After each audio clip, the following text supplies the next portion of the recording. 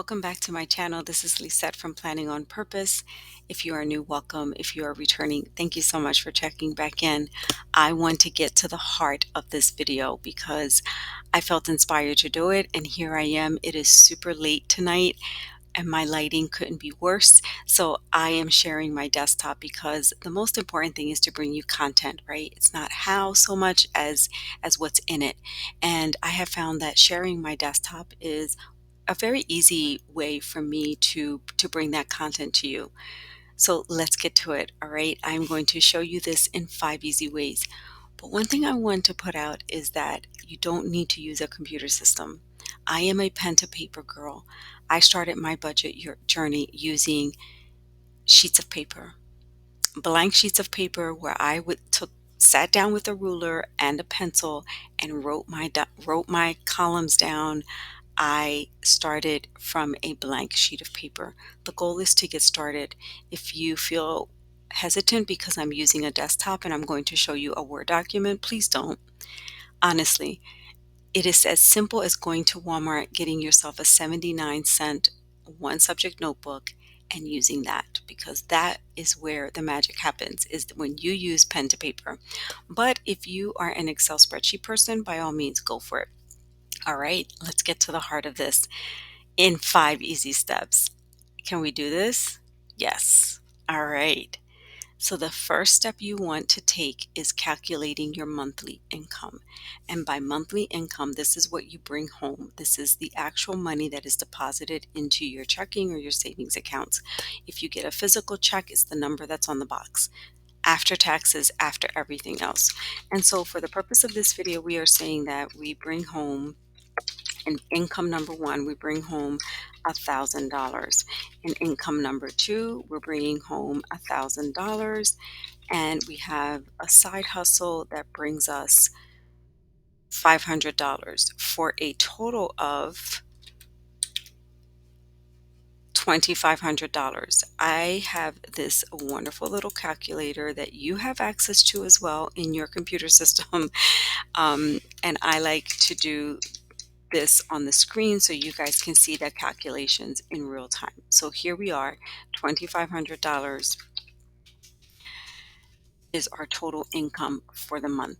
This is an important number for you to remember. Calculate your monthly income is step one. Our monthly income is $2,500. We are now already into step two. Step two will take you the longest. This is where you're going to list all of your bills and expenses.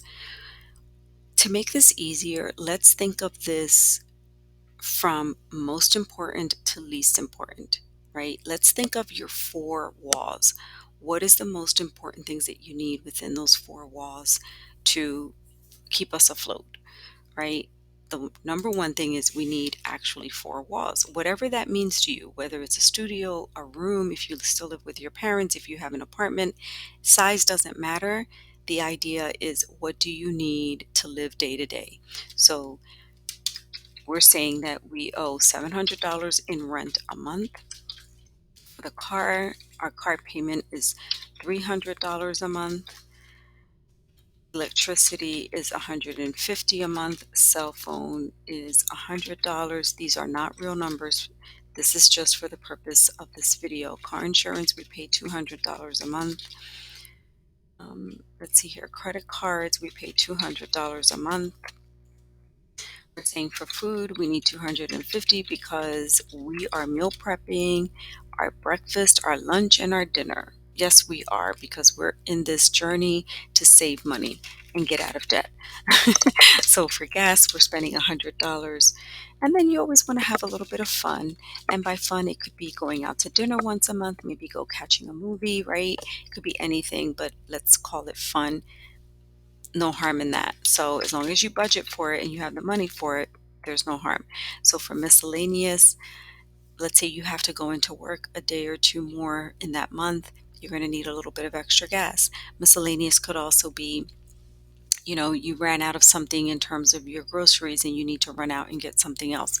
This is that cushion to allow us for those funds. to make up. Okay, so here we are with my handy dandy calculator. We're saying $700 for car, $300 for, I'm sorry, $700 for rent, $300 for car, $150 for electricity, $100 for the phone, 200 car insurance, 200 for credit cards, 250 for food, $100 for gas. We have $50 in fun and $50 in miscellaneous, and here is our grand total. This is our total expenses for the month of March. We're going to use March as an example. $2,100. This is what we need within our four walls, from most important to the least important. This is what we have.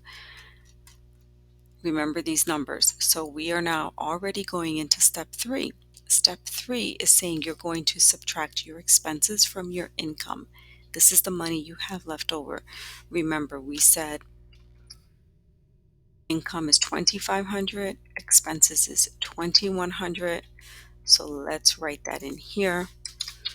$2,500, expenses is $2,100.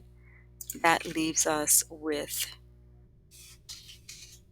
how much? And again, this is simple math. We can do this in our head, but because I'm showing my screen, I also want to show you the calculator and the amount. So we're saying we have an extra $400 left over for the month.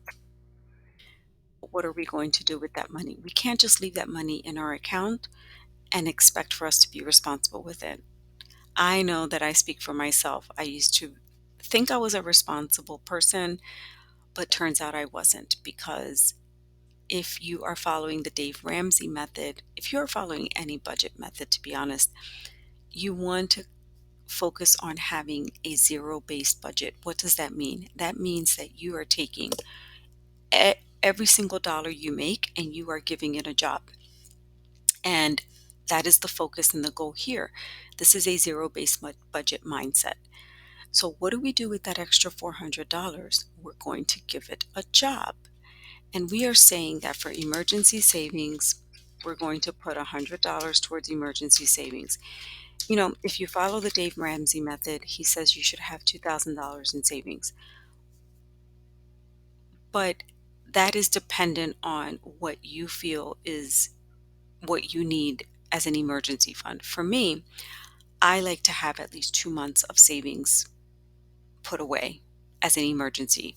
Because remember, up here we said we need $2,100 of living expenses, from most important to least important. We can play around with some of these numbers, but at the end of the day, let's say 2,100 is our least amount that we need to survive. You want to have at least 2 months of cushion. So we're saying at minimal you need $4,200, right? So again, fix your budget and adjust it to what suits you. And I'm just giving you some other things to think about, but totally up to you how much you want to save. At the end, we're giving $400 a job. So we're saying we're going to tackle this credit card debt. So we're putting an extra $200 towards that. And then over here we have a vacation. It doesn't have to be anything fancy. It could be in the realm of, I don't know, a staycation, a weekend getaway, nothing elaborate, nothing extravagant, but it's always good to treat ourselves a little bit as long as you have the budget for it and you're allocating money towards that. So let's do this quick math here. 100 plus 200 plus 100. Here we are, friends. This is $400 that we had left over once we subtracted our expenses from our income. And we are now down to a $0 based budget.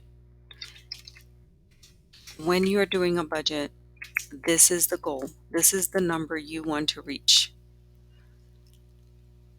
Step 4, we just covered. See how easy that was? Now we're going into step 5. This is not a requirement, but I do encourage you to know when your monies are due. Like, when are your bills due, so that you're not delinquent and you can build up your credit score. So in step 5, what I say is you can write down due dates next to the categories that I listed above. I have videos in my channel, and I will link them in the comments below that show you how to use a calendar. I prefer to use a calendar for this. That's just my own personal preference because it's a good visual for me. And not only can I follow it, but my husband can see it as well. So you want to keep that pretty, you want to keep that in an area that is easily visible and a quick reminder of when things are due.